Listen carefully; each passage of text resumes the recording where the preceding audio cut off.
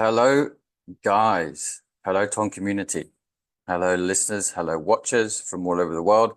We are here today for another Ton Voices Live, TVL, as we like to call it. We stream every single week, once a week on a Wednesday. We talk to the voices across Ton that are some of the biggest names across Ton. We are joined by my co-host today, Luke Belmar, who is a live streaming sensation. Great to have you here again, Luke. And today we've got a very, very special guest, Yat Siu. Yat Siu is a veteran technology entrepreneur and investor. He's a major figure in the open metaverse and blockchain gaming world. He's the co-founder and executive chairman of Animoca Brands, a global leader in blockchain and gaming that is working to provide property rights for virtual assets via NFTs and related technologies. So since 2018, Yat has advocated for the use of blockchain and NFTs in the gaming industry with a strong vision of the potential of decentralized apps and assets. Yat, you're one of the greatest speakers that I've had the pleasure of listening to since being in the space. You've been a very strong supporter of Ton over the last year since I've been involved. It's really fantastic to have you here on Ton Voices Live under some very, very strange circumstances, which we'll get into in a little bit. But yeah, great to have you on. Thanks for joining us. How are you doing today?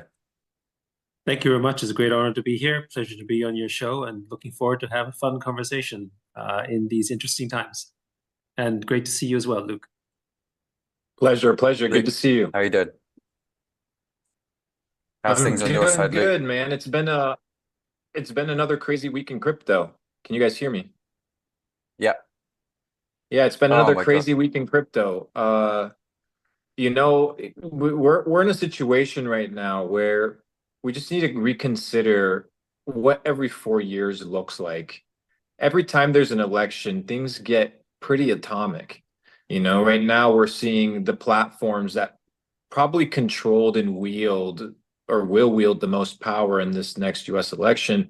And they're starting to target the people that run these operations. So, I mean, watch out Elon, watch out Pavel, watch out heads of a lot of these platforms that are focusing on just liberating communication, because you may have the freedom to transact, but if you don't have the freedom to communicate, it doesn't make a difference.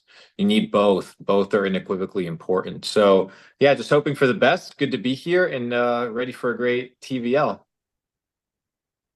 Yeah, it's very, very strange circumstances we're under, and I'm going to give a brief recap of what's going on. So Thursday last week, I mean, it's not even been a week, but Thursday last week, we just launched Ton Society officially as a new company separate from Ton Foundation.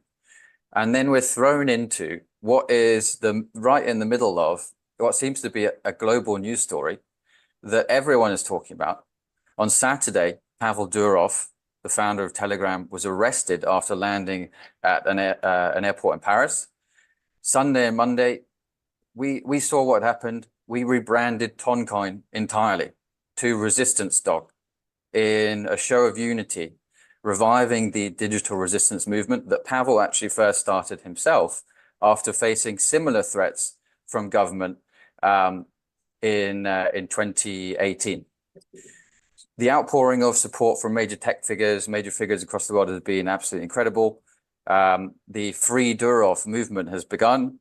We've seen Telegram's official statement. We've seen Ton Community's official statement. We've seen support from you, Yat. We've seen Elon Musk tweeting. We've seen Edward Snowden, Vitalik Buterin, Tucker Carlson, Paul Graham, all weighing in on this particular topic. On Tuesday, we launched the Digital Resistance mini app with an open letter to France. Our goal with this open letter is to generate some community support, to really bring the community together around this very historic moment. We aim to receive hundreds of millions of signatures in this mini app, where we can then use that to pressure France to free Durov. On Tuesday as well, Dogs, a new token on Ton, just launched. It airdropped its token to 47 million people.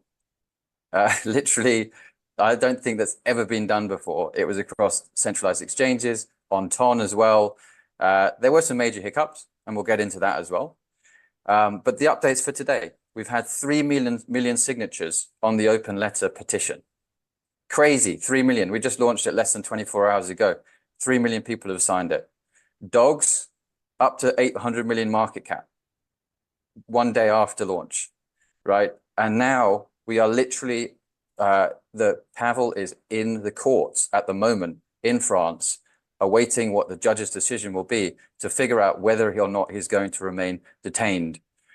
So guys, what is your quick take? What's the take on the situation? And I'll go to you, Yat, first. Well, I mean, I think a quick take on the situation, other than it being very unfortunate, and obviously I hope Pavel does get out, although I think, you could say that, now that they have him, as it were, they're probably going to try and keep him there at least until they get what they want. Because from my readings of the, I guess, prosecutor notes, at least the ones that are public, it's not necessarily clear that Pavel's the actual target. It's rather sort of companies or individuals that are using Telegram that they want information on, which obviously, for principled reasons, Telegram is not willing to give up, right? So I guess that's one of the sort of conversations. So I think that it is concerning that essentially government is resorting to these tactics. I mean, in some ways, they would have known that he landed there. There was no prior notice given, all that kind of stuff. It was, to me, it feels almost like a kind of governmental kidnapping, really, in some form or fashion, right? Yeah. But I would say that the upshot on this, of course, is that, I think, to the extent that there's a bright side to this, is that the attention on Ton and Telegram has never been greater. It's on everyone's lips. Everyone's talking about it. I wouldn't at all be surprised that the user base of Telegram is going to grow even faster as a result of this, because now people are saying, hey, wait a second.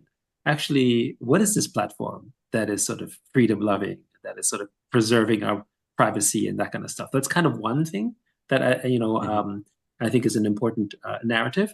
And the second thing is, of course, that in Asia, for instance, in Southeast Asia or Middle East, Telegram is quite popular already. So for people like us, it's like, oh, well, that's a shame, But for people in America, for instance, most of them don't use Telegram. They don't even know that. I mean, they've heard of it, but they don't even know how big it really is, because it's very much a WhatsApp society. And so now they hit to hear about that. So I think that's one sort of positive. And this, the second thing, of course, is that this conversation as to what type of overreach, do governments have, or platforms generally. And so now the question comes, wait a second, are other platforms just willingly giving up information? Like, why isn't Zuckerberg or why isn't someone else basically being arrested for this stuff? Wait, are they actually cooperating with this type of like where's the boundaries between what's okay and what's not okay? These are conversations that sometimes emerge every once in a while, but hasn't really sort of become a topic. And I think what we see with the Ton Telegram and sort of debate now is that there's lots of people coming out and saying, wait a second, that's not okay. That's the first point. The second one is, hold on a second, what's happening to my privacy and what's happening to my rights in these platforms? And I think that's actually sort of an important development here, bringing it up into people's sort of minds and sort of mind share and perspectives there.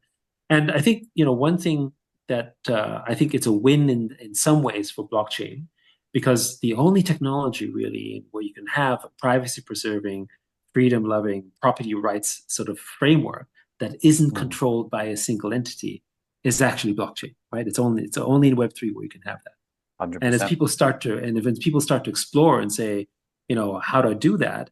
Then I think that's another opening for people to say, wait a second, if we really want to have a kind of internet in which we can preserve the kind of ideals that we originally wanted the internet to have, back 30, 40 years ago, then maybe this is the only real way. And I think that elevates the conversation to something which is necessary. And I think this is a movement, right? So this movement becomes inevitable, which then basically means that, Web3 and of course what Telegram and Ton is building ultimately becomes inevitable as well. My only hope, of course, is that in all of this, Pavel doesn't become some kind of martyr. I don't think we want that. We'd much rather have him be free, have it in everyone's conversation, and continue to do what he does. And maybe the last thing I'll say is, it's great to see that, outside the hiccup from Ton, obviously for different reasons, Telegram's still operating, things are still working. I mean, to me, actually, it's perfect proof that essentially, decentralization is actually already working really well. And as we further decentralize, we'll have less dependencies, right? It's kind of like at one point, Ton is going to get to the scale and size of, where other major blockchains are, like Ethereum and Bitcoin. I mean, who runs Ethereum? Who runs Bitcoin, right? Right. Yeah. Who do you Right. arrest? Who do you talk to, right? So yeah. So I Right. think we'll get to that point very quickly. Fantastic comments, and I absolutely agree. Luke, what's your take on the situation? What's happened, on the developments, on the actions of France? What's your quick take?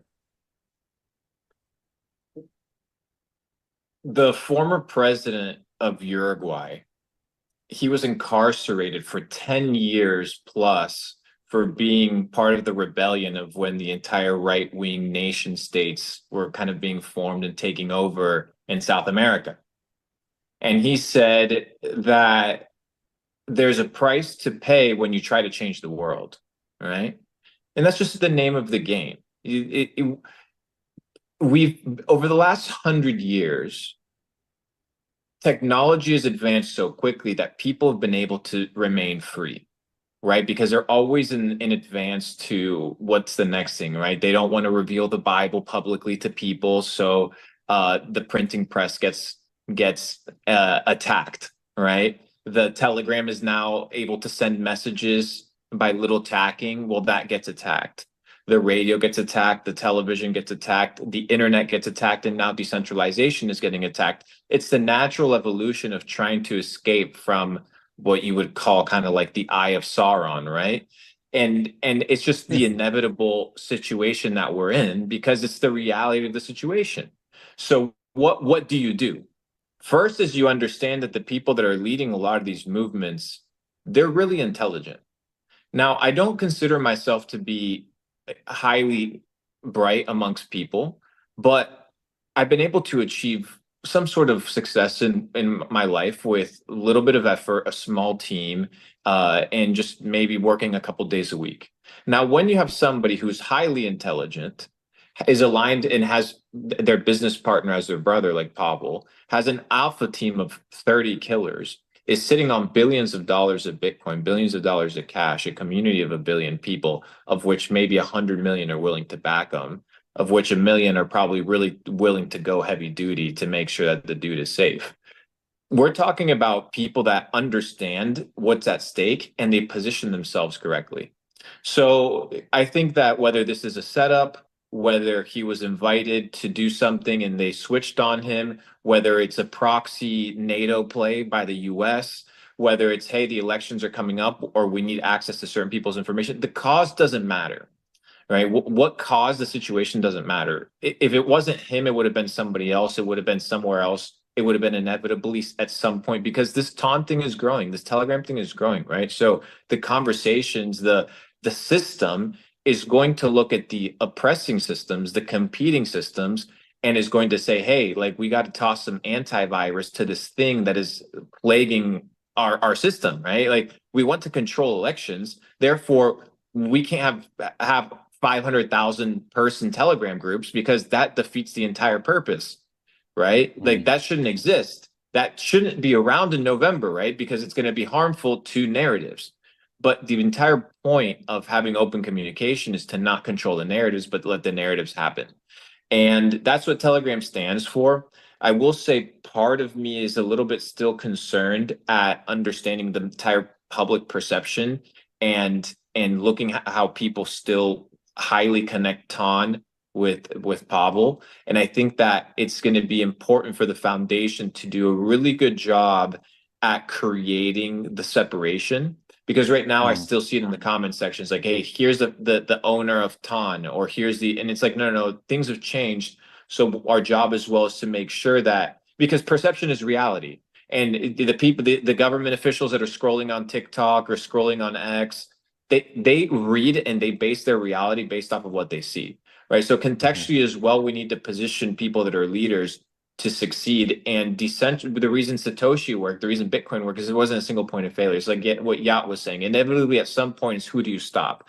So it's getting to that point of failure that is no point of return. Ton is still not there. Telegram is still not there. There's still a lot of work to do. You and I talk about hardware. You and I talk about authentication. You and I talk a lot about like being AI resistant. So there's a lot of work still to be done. But I'm hopeful for the future. I like to be a hopeful human being that we conquer the powers that be. And the powers that be is simple powers that want to control your energy, your attention, your time, and your lifespan. And they just want to control you as a means of production. And right now we're entering a dangerous situation, gentlemen. We're entering a situation whereby AI is going to be utilized to control a lot of things. And it's a situation whereby we're either going to have our own systems already built out and resistance proof, or we're not. Right? It's like some Resident Evil scenarios, and it feels like it. I don't know if you guys feel that way, even though Yacht's in the gaming space and he understands people are moving online, like people's attention span is going to be online, which means what? That's where their focus is going to be. So they're going to want to control the narratives that are happening in the digital space, and I look forward to building some interesting stuff together. But yeah, I'm hopeful. I think it's going to turn out fairly well, but once again, they're going to milk him for everything they want and as much as they can get. So we'll just see what happens. Well, I want to Great. dive in. So I Sorry, just go wanted ahead, to you. add, yeah, just wanted to add a comment. I think, what are the, so I agree broadly with what you're saying. I would say one thing I would say is that, the world certainly has many opinions. And I think we're no longer at a point where we can expect everyone to share the same opinion. But I think what we'll find is, as we see today in the political landscape, is that people are drawn to narratives that speak to them, right? And so to this point, there are people out there who say, well, government should have oversight, right? People who are generally pro-socialism, right? And want big government, want control of these things. There are people, whether they've been red-pilled into it or whether they truly believe in this, I mean, that's maybe not, at least my place to say, but there are divisions between them. So what I would say is that I don't think we can change people's minds on this, but what we can do is empower the type of people who agree with the fact that we should have freedoms and that we should have essentially our property rights and that we should have these type of liberties and the respect for our privacy. And there's a lot of people, basically probably half the world or more, that actually say we need that. And by the way, this is not just something particularly in the West. It's actually really happening in places like Southeast Asia or South America, or the kind of places who actually do not have the type of, let's say, civil rights that they've gotten used to in the West. And so for them, a tool like Telegram is that much more important and therefore really valuable. And remember, it wasn't that long ago when actually Telegram was hailed as the hero's product, right? For helping communications in Ukraine and doing all that kind of stuff. And I think this is kind of interesting as well, because, it's kind of like, sort of, it's good when it happens there, but it's not good when it happens here. And I think this type of hypocrisy is also something that I think we need to do a better job at exposing more broadly as well, because how can the same product that, Western governments are saying, this is, the tool for freedom. And then when there's something happening in their own country, they say, wait, hold on a second. It feels like a double standard, right? And I think, yeah, and I think there are things there that obviously we do need to think about as an ecosystem, because of course the reality is that we can't completely disassociate ourselves from the physical world, right? There has to be some compromise around it. We still eat and sleep, in a physical place, have to pay our taxes, all that type of stuff, right? So I think a compromise is needed, but one that can preserve essentially still, all the privacy that, we expect. And I think this is what blockchain is so powerful, because with basically zero knowledge, you can actually do the type of things that preserve your privacy and still reveal who are good and bad actors in this space. So I think that's actually another opportunity as well, something that could be considered maybe in the future for Ton. I love that take, and I want to double tap on the hypocrisy side of things and bring up the screen here on here because we've got Juan Branco, who is actually he used to be the lawyer of Julian Assange. He's a French Spanish guy, and so if we just bring up the screen here, we can see his tweet. It is in French, but I will give a little explainer of what he's saying. But the strange hypocrisy from France at the moment is first that you grant exceptional naturalization on the grounds of distinguished service to the nation to Pavel Durov. Then you prosecute the same person based on the same services. Nothing seems to have materially changed. Telegram still provides the same services. And then you make an arrest at the airport with reports saying it may have even been due to a personal invite from Macron to Durov, that he was even coming to France. Now, reports say, we don't know if that's true, but this is all happening the day after holding legislative elections, the result of which Macron has decided not to uphold.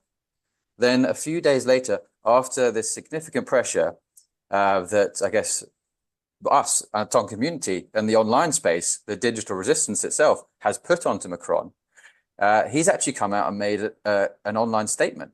And he said this is not a political arrest at all. Then the charges come out, complicity in the crimes of others on a free and open messaging platform. I mean, these are the charges you could readily apply to the CEO of Peugeot or Citroën for crimes committed in their cars, right? And then the encryption element of the charges, totally absurd, needing a license to operate an encrypted protocol. What about WhatsApp? What about Signal? The CEO of Signal, I believe, lives in Paris. Both have reportedly not registered as encrypted protocols. So where is the standard there? So the details of the situation, the hypocrisy here that we're seeing in front of us is just bizarre. And I guess help us understand, where is this hypocrisy coming from? Why would France be motivated to do this at this stage? I mean, think about it. I don't think if you remember the last couple of elections, the months leading up to November, everything is like weird. Everything that shouldn't be happening, like things are weird. Like the president or the president of Iran just randomly dies from some chopper blowing up in the sky. Like now like that, like there's so many weird things just happening. Like Kamala being nominated. Nobody's even heard a word from her over the last 3.5 years. Nothing. Like Donald Trump gets shot. Dude, the amount of weird stuff that's happening leading up to the election, it just shows you there's so many forces at be trying to dominate and control the narrative, because whoever holds the power and there's factions, call it whatever you may be, are competing. So how I see this entire scenario is right now, I don't know what you were talking about, the elections you were talking about was taking place in France. I don't know if there are huge Telegram groups that were created that were resistance groups that in opposing political parties in France that have 50,000, 100,000, 200,000 followers that they couldn't take down. Different things like this, right? So there's going to be many initiatives and many incentives. Now, my only initial thought is understanding what current alternative systems are being created and what alternative systems people need to adopt. So right now we have a couple systems that are being created, alternative systems. We have Elon's alternative system, right? We have SpaceX, X, Tesla, Neuralink, what is it? What's the satellites on the internet?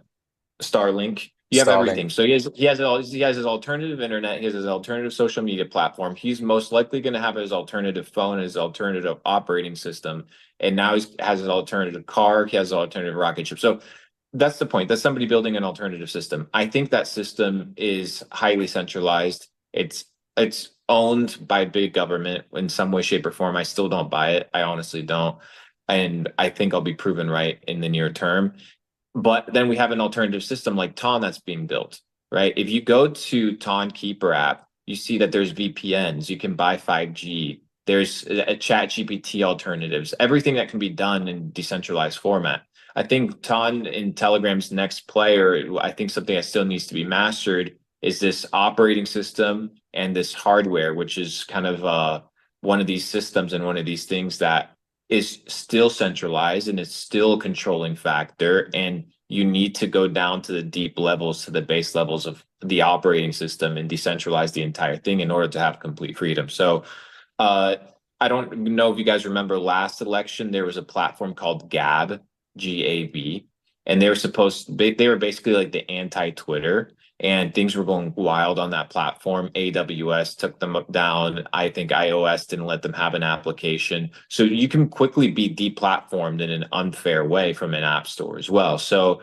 I think we need to be thinking long term. I think we need to be kind of focused on the long term perspective of what needs to be built. I think the meme coins, the taps, these things are important, but there's also a lot of things that need to be done in order to preserve the foundational belief and core of what all crypto is about, which is your freedom to transact and freedom to communicate. So, yeah, just gotta continue collaborating and continue elevating.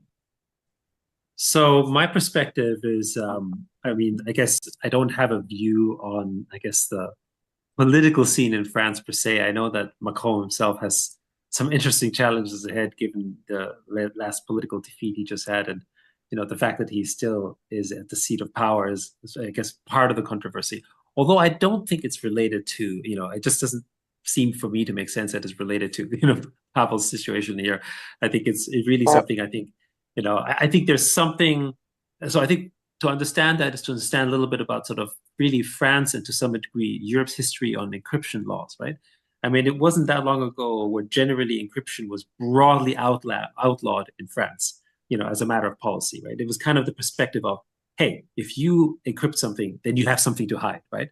It's a little bit like, why are you using Telegram? Why are you using Signal, for instance? Isn't that something, if you do using these products, isn't it something that you're trying to hide something? It's kind of the assumption of being guilty for simply having something privacy preserving, even if it is your natural right. So I think that's one element. And France particularly has had a history where its policies on encryption law has been more complex and nuanced than other places around the world. So I would say, for instance, in the US, it's actually in a sense cleaner and easier than it would be, say, in France, right? So there is that aspect to consider, and there are a number of politicians in the world, not necessarily just in France or in Europe or whatever, that are actually advocating even for encryption broadly to be banned because they think it's something that is sort of could be used for illicit purposes. And really, to Luke's point, it is about control. But the control aspect is why do you have the control, right? And I think it very much is a perspective, of, and again, I think it has to do with the perspective of, do we trust people broadly? And as a government, is our role to facilitate what activity, or are we here to control it because we think that people do bad things, right? It's kind of, a perspective of a Lockean view of the world and a Hobbesian view of the world. And I think many of the people in power today take a Hobbesian view of it to say, actually, people are going to do bad things. And and our role is to protect you, right? And this is kind of the pendulum shift of, hey, we can't have a trusting society unless there's Big Brother watching over you to make sure that you can't do anything bad. That's one angle, right? And the other angle says, hey, actually, we're broadly trusting people and we want to work well with each other, but there's just a minority of people who do bad things and we have laws against them.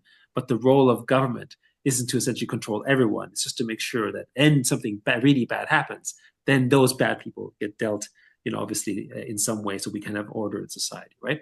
And by the way, we see these type of, sort of different perspectives on the pendulum of freedom on one hand and security on the other, which it means actually in some ways more security actually infringes on your freedom, right? Because you have to reduce your freedom to have a certain level of security.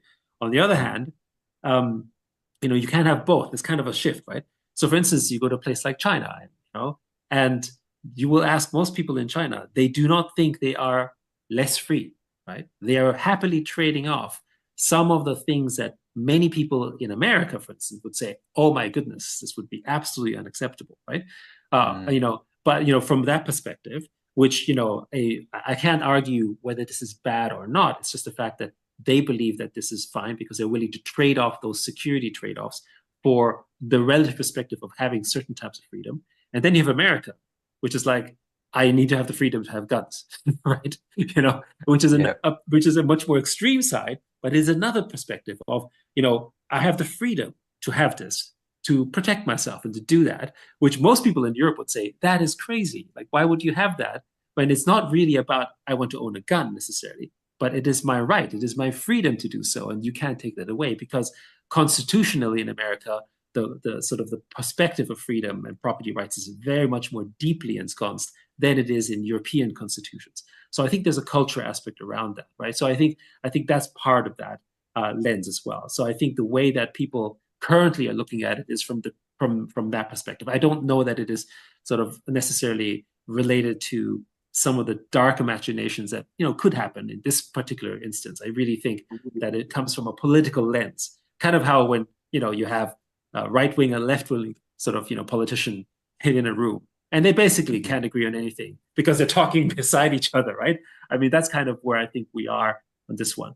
Which all it really tells me, though, I think it's not a good look for France as a whole, because I think it's exposed France's perspectives of these type of freedom and liberties, which is ironic, given that, of course, the French flag and the history of France is about Liberté. freedom and liberties, liberté, égalité, and fraternité, right? So yeah. Yeah. I love what you say about the security and freedom side of things. It reminds me as well of Balaji's idea of the pendulum of centralization and decentralization. Absolutely. Right? Absolutely. It's pretty much the same thing. The decentralized system is much more free, able to self-govern, be much more self-sovereign, whereas a centralized system is much more secure, but controlled by a single party. And I think yes, but I think there is one difference here in this construction, and that has to do with the rules. So the point is that with every system, regardless of whether it's centralized or decentralized, the way it can only function if there's a set of rules that are predictable, right? I mean, so you can live in a centralized environment where the rules are predictable. Effectively, the rule of law, as we call it, is something that you can trust. The problem is when the rules become arbitrary. And so this situation that France just did feels arbitrary in a way, right? Because it feels hypocritical to Juan Branco's point, which is like, wait a second, you just applauded them and then you did this. That's where it feels arbitrary, and that's where trust breaks down, right? And so what's beautiful about blockchain, though, is that you can have a decentralized system, but with a defined set of rules that you can't break. So even though it is something that is broadly decentralized and maybe more free and less controlled, there are rules in those systems that you can't break. And then you have a framework of trust you can build upon that because you can trust the rules that are there, right? So, dictatorship, the problem about dictatorships are, well, the dictator decides to change the rules every other day. And that's the problem, right? And by the way, that's a problem we have in Web2 platforms. How many times has Apple or Facebook or X changed their rules on people developing applications on them and basically sort of pushed them out of business, right? That's unstable, and therefore you can't build anything long-term on them. Yeah, so in terms of the decentralization point, do you feel that truly decentralized platforms can actually exist in an environment where we have governments that are ruthlessly trying to centralize systems to an even greater extent? Are we kind of counterproductive? Okay. Yeah, and the reason why is I think we've already seen versions of this. So, Ton, obviously is getting there, and I think has a really, really good shot at getting there faster than most, just because of the fact that it's already built on a framework of Telegram. But if you look at Ethereum as an example, right? Who runs Ethereum? I mean, God forbid someone was going to try and arrest Vitalik, but arresting him is not going to do anything to the network, right? We had that good bit of news this week, didn't we, about the $100 million that EF is selling to pay for salaries this week. So that was a bit of a shock to a lot of people. Yes, of course. But I mean, the point is that it's still, other than sort of, the liquidity aspect of it, right? The actual fact that the network itself can't be co-opted at this point because it's not really owned by anyone per se, right? And that's actually, I think, an important element. And in some ways, I would say that if you look at the origin of the internet, at the end of the day, the internet does operate in a decentralized fashion. The only point is that at the point, the applications are the ones that are actually creating these AML, KYC frameworks, for necessary reasons, and also the type of, let's call it, policing in some cases, or moderation, as you want to call it, depending, you could call it censorship one thing or moderation on the other. Anyway, point is that this is actually an application level thing, right? And so I think this is, so the point I would say is that I think applications are free to create frameworks that have to abide by their local laws. Fine, right? But I think when you're a protocol, right, and when you're a platform that is independent, I think that's a different story in some ways, right? So I think, and in the case, this is, I guess, the bull case for blockchain, and particularly for something like Ton, because at the end of the day, you can't prosecute a system, right? You can maximum probably prosecute the applications around the system, and the more decentralized it is, then actually the more secure it actually becomes, right? So I think we've seen this already, and I think it's needed more than ever because I think Luke was earlier talking about AI and that kind of stuff, and I think that's the point, right? With AI, they can actually start to sort of investigate and go through sort of data and analyze stuff far quicker. What system exists that can actually protect us against this type of abuse potentially? And again, I think it's Web3, it's blockchain. When it comes Fantastic. to technology, when it comes to, I listen to McAfee, I listen to a lot of these contrarians because I'm not a big tech guy. I don't code, I don't understand the development. That's not my niche, right? So within the complexity of it or the ease of it, depend on who you ask. There there's only phenomenons of decentralization that survive. Something like Bitcoin, right? Like there's phenomenons of decentralization that survive. But I think that the most important thing and the thing that can't be decentralized is ideas. And the networks that work, the networks that succeed are the ones that agree upon a set of ideas. And these ideas therefore form ideals, and then the ideals form the mission, vision, and values of that community. And the purpose is finding one, you need leaders. So leaders don't need to be just one individual, one single point of failure. The second is you need incentives, right? There needs to be incentives to be part of the community. Saying freedom alone is not an incentive. People need to eat. That's just the honest reality. So your platform, your ecosystem needs to provide incentive. And then finally, you need the ability to transact and the ability to communicate, right? So these things are based off of ideas. So what are the ideas that Telegram, that Ton, that Bitcoin represent, right? And it's onboarding people into these ideas and to show people that there is a better way. Because people are born into the system that they're born in. They don't have a choice. They don't have a choice about going and opening up a bank account. They don't have a choice about pulling out loans for university. They don't have a choice. You may think that people have a choice, but people are already pre-wired and pre-programmed, right? So you need to introduce new ideas. And what Telegram is it's a new idea. It's a technological phenomenon. It's a masterpiece. When you break it down, if you were to show this to anybody over the last 1,000 years, it's a masterpiece. It's a masterpiece of human engineering and connection of people. It's an incredible tool. It's if you asked any probably royal from back in the day, hey, would you prefer Rome, having the kingdom of Rome, or would you prefer to be the owner of Telegram?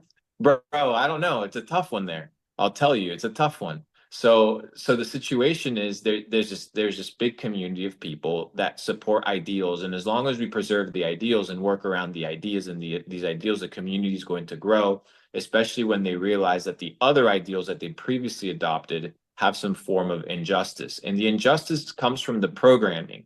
It comes from the origin source, right? From the ideation of the system, because people adopt systems. So you're going to either create a system for what? A system for liberation, or you're going to a system for incarceration. That's it. You either free people or you take them as slaves. That's how humanity's operated always, guys. Like slavery is still very much a thing, right? So you're either a free man or you're a slave. And if you're a slave, it means somebody owns you.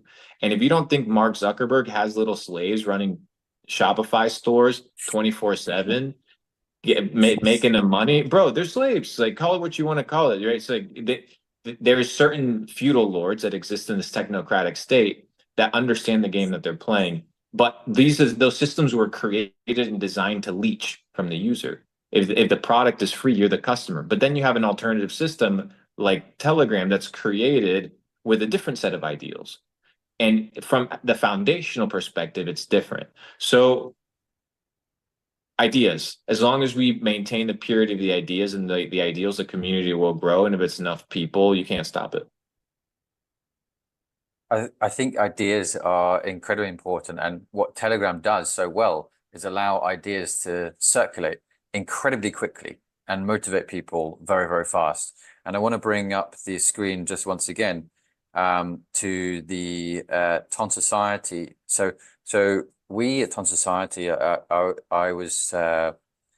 we were trying to figure out what can we do here? You know, we know the community is outraged, and we literally just started Ton Society as its own company last week. We decided to spin off from the foundation, and the reason being is that we want to represent the voice of Ton community. We don't want to be so stuck in the same route of being part of the foundation. So we thought, how can we help here? Telegram's obviously extremely important team building on Ton. They have the Fragment platform. They sell their usernames. Pavel's history as the creator of the original Ton white paper. We're all part of this same community. So we needed to do something. And what do we know at Ton Society? What do we know how to do well? Well, attention, traffic, community engagement. These are the kinds of these are our main strengths, right? And so we decided to build this mini app and use this mini app to be able to put some pressure onto France. So if you can bring up this, Dan, if you can bring up the screen here, you'll see our post on the open letter mini app in Telegram. So anyone who values privacy, freedom of speech should sign this letter to French authorities. We hope to reach hundreds of millions of signatures. This is the goal.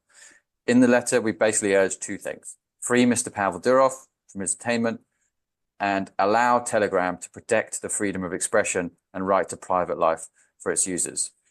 The digital resistance is back, and we are working to free Durov together with our community. And I've got the mini app right here. I don't know if you can see it, but you can see 2.7 million signatures in this mini app. Just in Telegram, you just click the link here.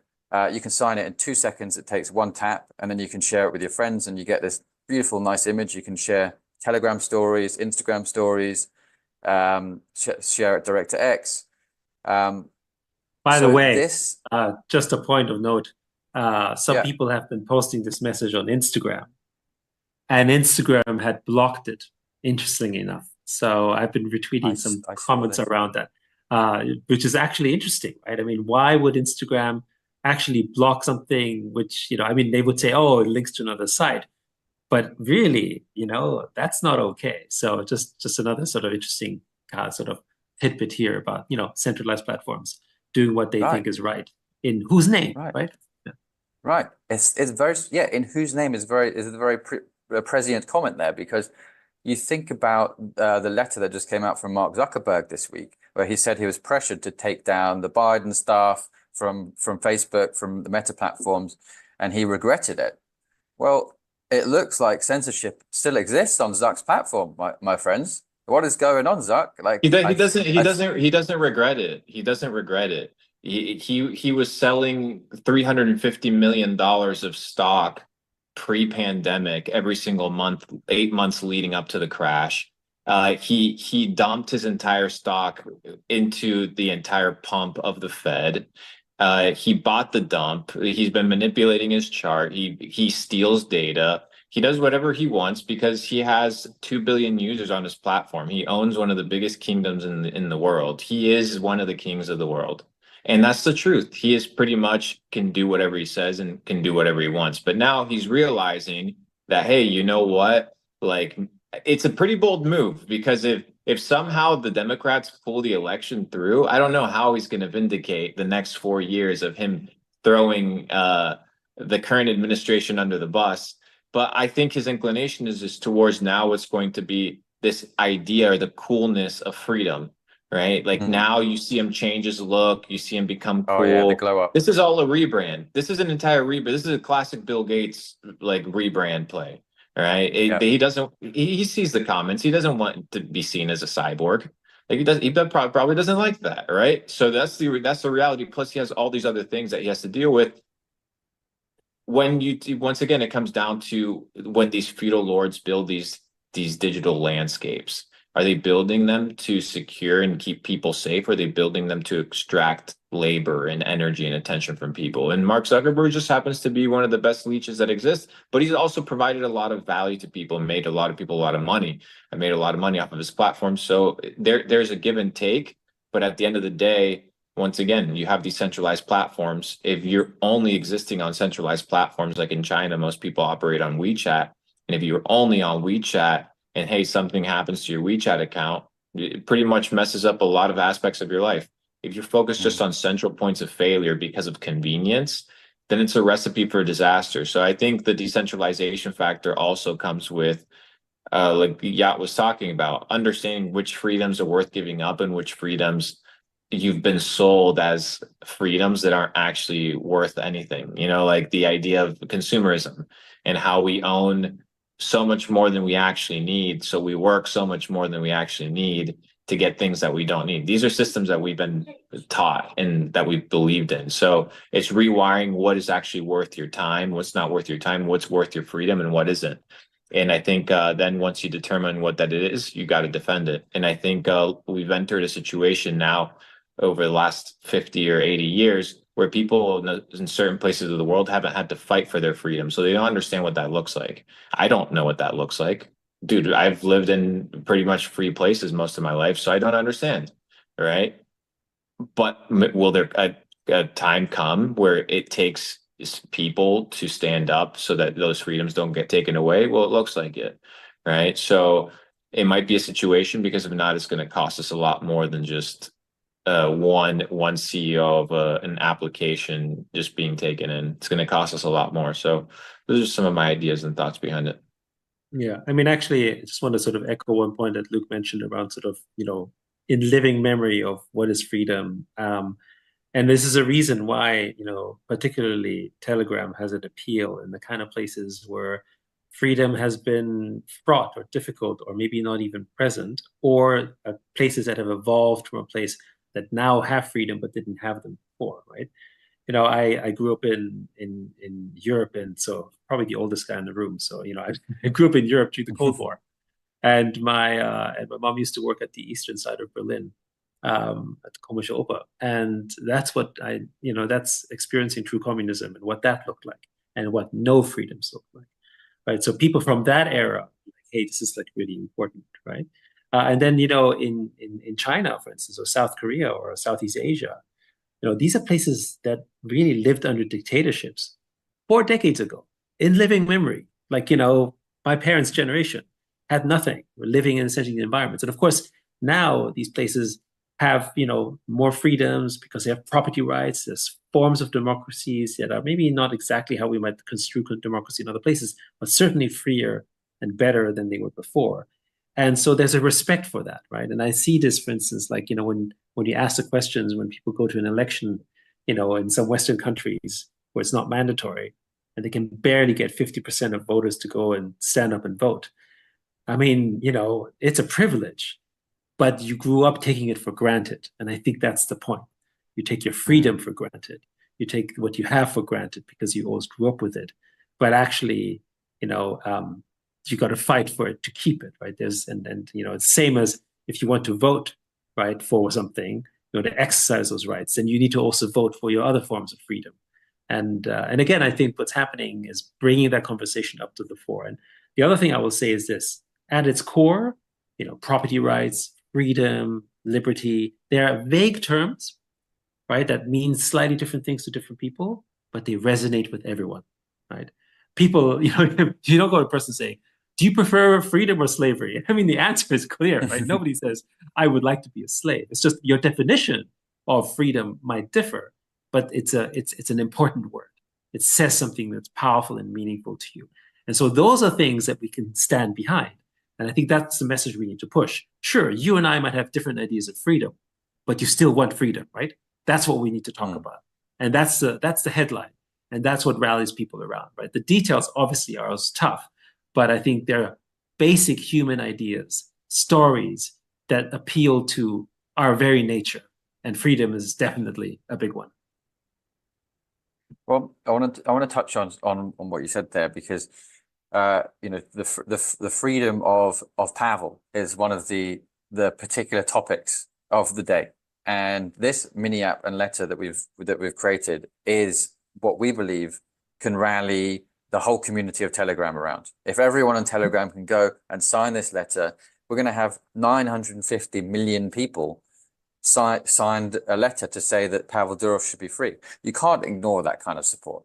You really can't. And so when you think about this open letter and this kind of initiative to bring people together, bring the community around the freedom of Pavel, how powerful do you guys think the community is? The community's voice is in a time like this. Can it make change? Do we have the powers, or is it kind of a shot in the dark and it's not going to work out? What's your thoughts?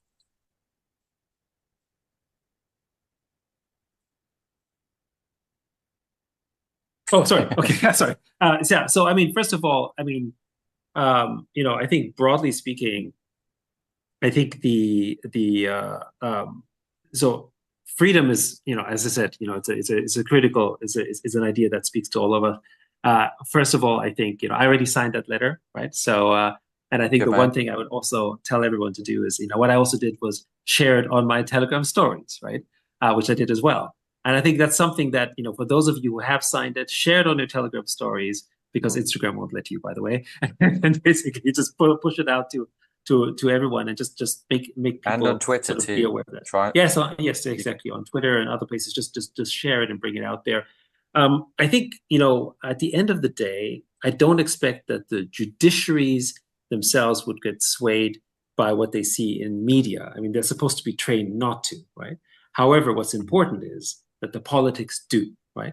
So, for instance, I think it's even more important that if you want to free Pavel, is that people in France are actually outraged by it. That's what really I think needs to happen, right?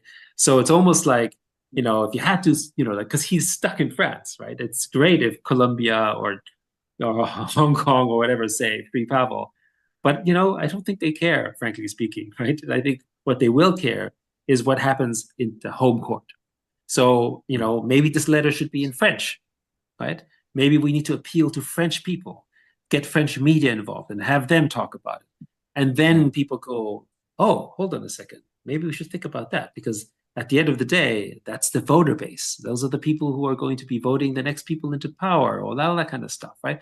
So maybe I think that's the impact that will probably do most. So if anything, I see. maybe the one tweak that perhaps would be really helpful is make a French version that links to the same thing, and basically push it out to your French community. Actually, it is in French as well. Oh, okay. Okay. The whole mini app goes in French if your Telegram's in French, and then Okay, there good. is a Yes. French letter as well. And we're also working with our PR team to push this the knowledge of this letter into French journalists as well. So yes, absolutely. So we're absolutely working on that side of things. It's very telling that Pavel is kind of the one in the crosshairs here, because in my opinion, Telegram is really the only truly popular social media platform where messaging is free, kind of algorithmic censorship. So a lot of people talk about the privacy, the lack of privacy in public chats, right? I don't think Telegram's actually about that. That's not the core thing here. All the other platforms are kind of censor people by lack of reach. So you can post, but your post could get no views despite having a massive following. And I think this is one of the main differences here. It's really a broadcasting platform with no censorship. And if you follow a channel, you see all its posts. So this allows this kind of massive coordination massively quickly. When news comes out or when people need to communicate together, they can do it in a very, very fast and quick way, and gather a lot of support, which we're seeing obviously with this letter. So 2.7 million signatures, in 24 hours, that's the kind of support you can kind of get in Telegram if you have a movement worth talking about. So do you guys agree with me? Is that the main reason governments are actually afraid of Telegram? Is the broadcasting feature the main thing? Is it the private chats, the encryption that's the main thing? What do you think I'll give you my perspective on it. So when I bought at broadcast on Tonkeeper, when I bought the username for $1,500 last year, it was under the same premise and the same idea, right? What is the customer journey? What, like, as a business owner, as an entrepreneur, as a content creator, what is the funnel of your community? And where does your community congregate? So there's so many different audiences and so many different demographics and so many different social media platforms. Good. Where does the crowd congregate? People used to build Facebook groups. Remember when Facebook groups used to be the congregation place? People used to build email lists. Remember when email lists used to be the congregation place? People used to use Mhm. SMS. That used to be the congregation section.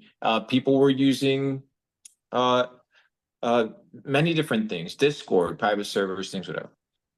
Telegram, for me, happens to be the best end of the funnel place to have access and direct communication with all of your people. Imagine Donald Trump right now had an official Telegram channel. It would have 25 million people on it. 25 million people get a voice memo from Donald Trump saying, "Hey, good morning, my friends. Hey, don't forget to vote today." Boom, that gets sent out to who knows how many people in his broadcasting team. No email, no SMS, no limitations, pretty much free depending on the amount of people that support the channel and build it up so it can maintain the volume. But there's a sense of communication that used to never exist. So when I send out a voice memo to my 125,000 people inside of my broadcast channel, it's about instant communication. So it's not that you don't utilize the other places of attention. It's not that this is the end all be all of the internet. It's not. It's just it's a very important part of it. But where do your people congregate? Do they congregate in a place that they can control, or do they congregate in a place that they're being heard, that they're being controlled, and that there can be no permanent reach if they're dissidents of the algorithm? So today I could get banned by Instagram's algorithm and get blacklisted, and my 200,000 story views goes down to 20,000. Right? They could nuke me overnight, but nobody can nuke Mhm. my Telegram message showing up and being like, "Hey, Right. this is where we congregate. This is a group." So I agree with you. I think it's a broadcasting place, but it's also a place of congregation. You need to own the Mm. place where you get together. So, I mean, in addition to Luke's points here, I think, it goes back to my earlier point a little bit, which has to do with your perspective of, which I think is different in every nation and every culture, the perspective of the role of essentially, what government should play here, right? Because, at the end of the day, government has the ultimate monopoly because they have the monopoly on violence, right? At the end of the day, whether it's police, whether it's a military, Mm. that's what government has, and that's its ultimate trump card, as it were. But how does what is the role of government in itself, right? And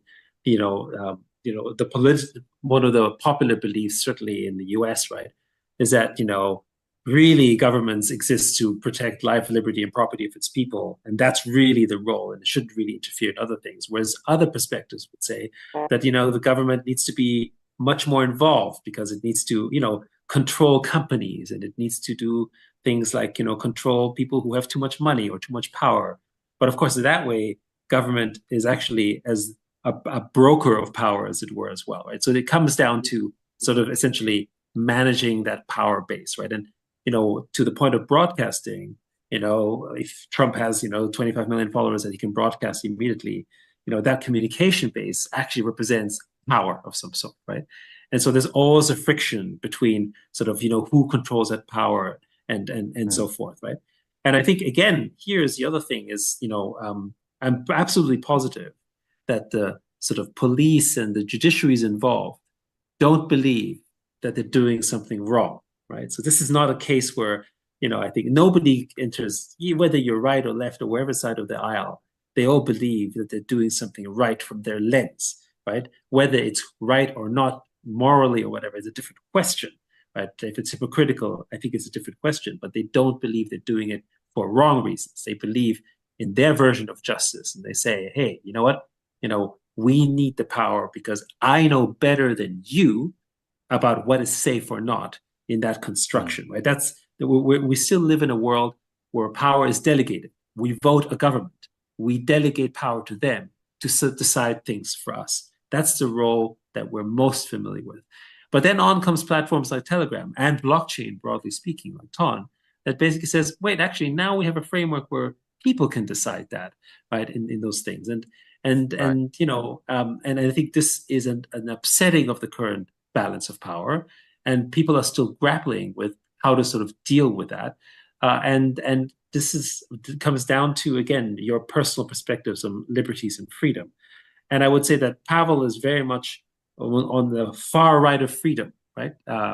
Which I think many people have appeal with. But then when it comes down to actually how to construct it, that's where the struggle begins, right? Because, for instance, your version of moderation is another version of censorship. I mean, Trump doesn't exist on Twitter, for instance, right? I mean, before he was deplatformed. I mean, that's something, a sitting president can get deplatformed from, because people don't agree with what he said. And there's an interesting debate around sort of, whether that's right or not. So I want to switch gears a little bit because I want to talk about resistance dog. So many people may not know about resistance dog, but it's a dog with an amazing backstory. So dogs, actually, the project that launched yesterday, was actually drawn by the logo of dogs was drawn by Pavel in 2010, and then he evolved that after in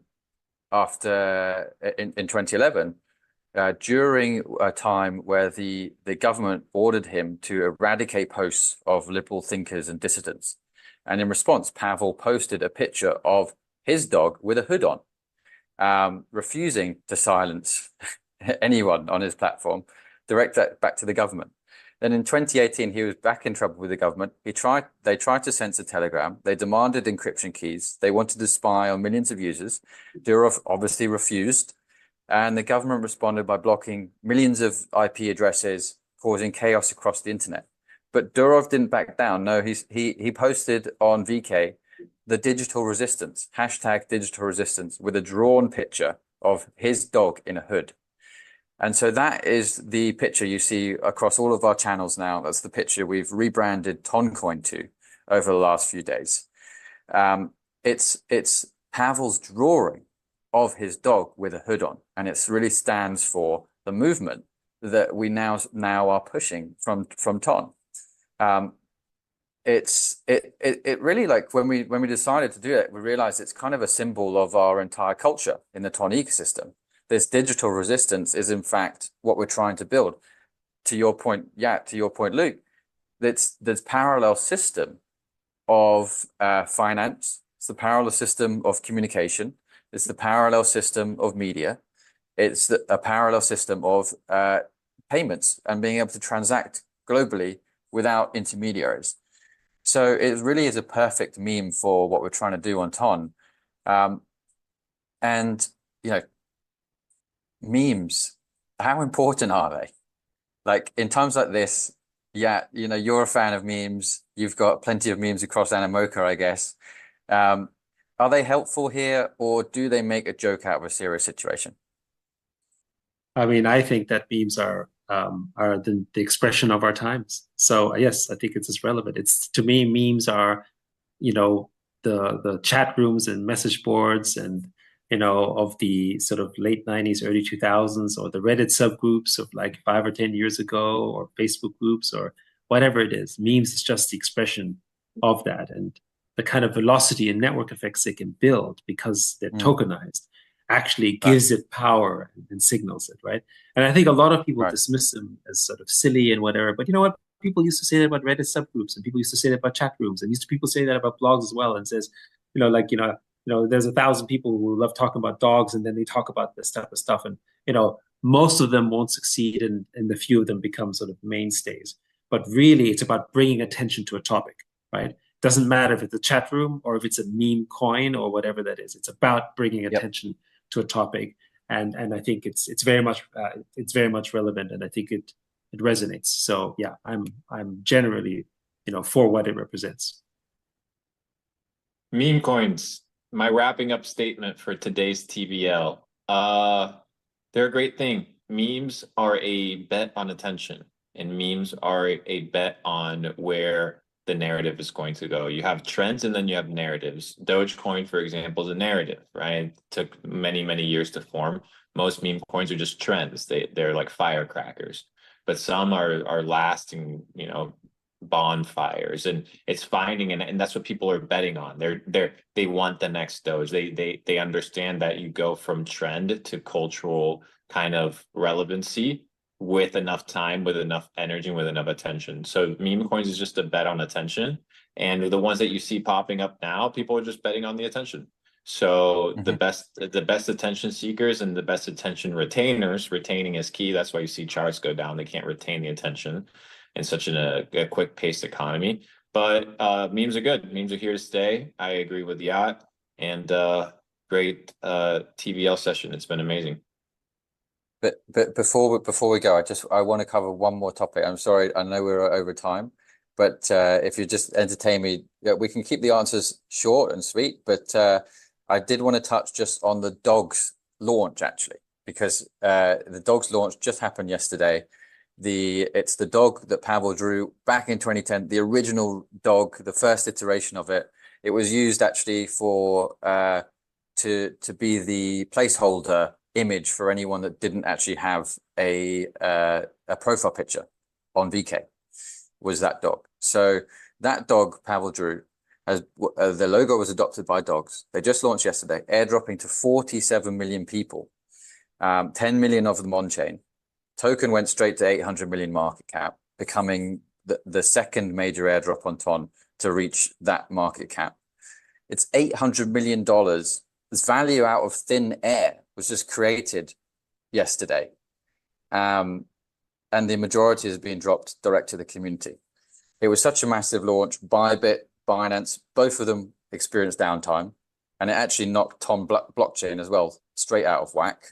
So now we join the likes of Solana, whose amount of usage actually has become a problem. So much so that things are broken. We're now back online. Everything's working perfectly.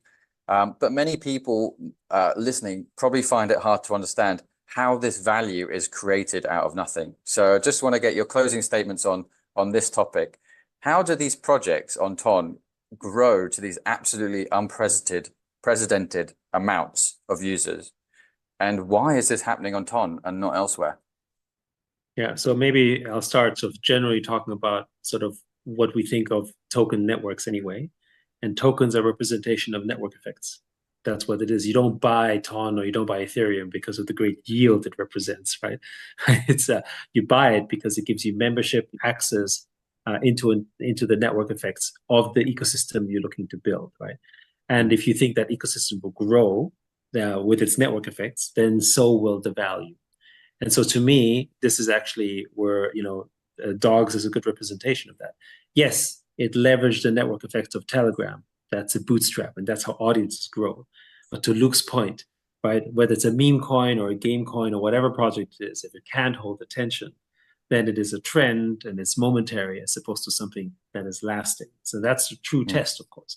But I think with things like dogs, they represent something more than just, hey, it's something momentary, because it's actually something that speaks to a situation that is important.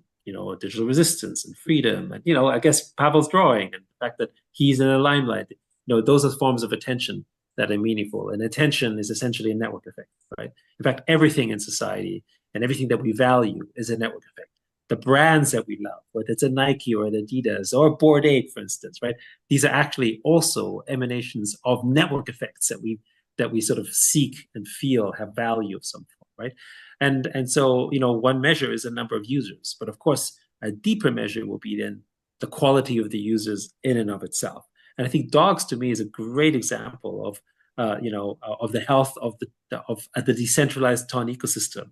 You've Right. got basically, the critics have said, oh, key man risk. Well, hey, look what happened. Actually, successful launch of a Yeah. token, Ton is running, Telegram's still going strong, probably growing like crazy as well. So again, it's just a proof that the ecosystem is actually healthy and very much independent Awesome. from my Awesome. vantage point. My thoughts are, a lot of these launches, they feel like 2017, MetaMask, ICO, send tokens, receive tokens back. Hopefully they're worth whatever, 10 million multiples of whatever it is that you put in. And it's a casino, right? Like these taps, these games, they're a casino on attention, right? So whether a project succeeds on attention, it's different than retaining it. And that's something that people need to understand, right? Like you see a lot of these projects, they can peak at 500 mil market cap. It's not just isolated events, right? There's projects that'll peak at 300 mil market cap, but then they'll die, right? Because they can't retain attention. So the special ingredient here is, if you're an investor or a trader, is understand whether you're riding a trend or whether you're riding a narrative, and be very careful to know which one you're riding. Because if you miss out on the narrative, you're missing out on these huge potentialities. If you miss out on the trend, then you end up with a really reduced damage bag. That's just the nature of crypto. That's just the reality of the game that we're playing. So uh, the opinion and the point is, I don't know the specific scenario about dogs. I've been a little bit MIA specifically with their project, but it's the retention of energy. So as long as you have the retention of energy and attention, and that comes down to understanding and believing in the team that's building to actually develop it. If you're part of the community, I'll give you guys alpha, right? So I don't know how many people are tuning in today. So whenever I invest in a company or I invest in a token or in a team, the first person I talk to is the head of marketing. I don't talk to the CEO. I don't talk to the head of dev. I just want to know, how are these guys going to get eyeballs? Like, what's their business plan? What's their game plan? What is it? What are their CPMs? That's all I care about. And I'll be able to know whether they're going to get users or not, just off of that conversation. So the thing about these communities that are coming up with the meme projects and the meme culture, you actually get access to the teams. And if you ask them the right questions, the hard questions, if you're not just the we're all going to make it, 2021 mindset all over again. Let's not repeat that, please, by the way. Then we can start probing and identifying the best teams. So yeah, looking forward to seeing a lot more killer projects roll out from the Ton ecosystem. Yep, well, lots more coming up. We got Hamster Combat coming. They just announced actually 26th of September is going to be the launch of their token. Yes Coin as well will be coming down the line sometime soon. Catizen, you guys, you guys invested into Catizen. So plenty more coming. Yeah. Maybe talk us a little bit about the investment in Catizen, and then I guess we'll wrap up. Well, I mean, I think generally speaking, we're very supportive of everything in the Ton ecosystem. We've also invested in companies like Tonplay to help build more games in the ecosystem. I think one of the things that Gamey with Watt, for instance, is another one that we've been backing and Oh yeah, of supporting course, as yeah. well. Yeah, that's another one. And Gamey is an interesting one because it actually had built a Telegram games before Ton, right? And actually built an Right. audience from that. But back in the day before Ton existed and before actually Telegram sort of allowed the opening up of its commercialization through Ton, right? So that's interesting as well. And we've got 80 games on the platform, and sort of Wattbird is sort of that representation of that. So yeah, so we've been backers of that. I'm actually also interested to see some of the developments in some of the L2s that are sort of coming in as well around sort of the Ton ecosystem, where people are sort of building solutions around that, scaling and other things like that to support the ecosystem. It's all very healthy. We've got sort of multiple bags, as it were, in the Ton ecosystem. And I think as we're big believers in Web3 gaming, and I've said this many times before. I think the Ton ecosystem will bring hundreds of millions of users into Web3 through gaming, because essentially that is the cultural digital phenomena that is exclusive to sort of basically our attention, bringing in everyone who wants to sort of experience it. And gamers understand tokens and digital status probably better than most. Awesome. Well, yeah, It's been fantastic speaking to you, Luke. Fantastic to see you again. Thank you so much for joining me on this very, very historic episode of Tom Voices Live. We've talked about politics. We've talked about freeing Pavel Durov.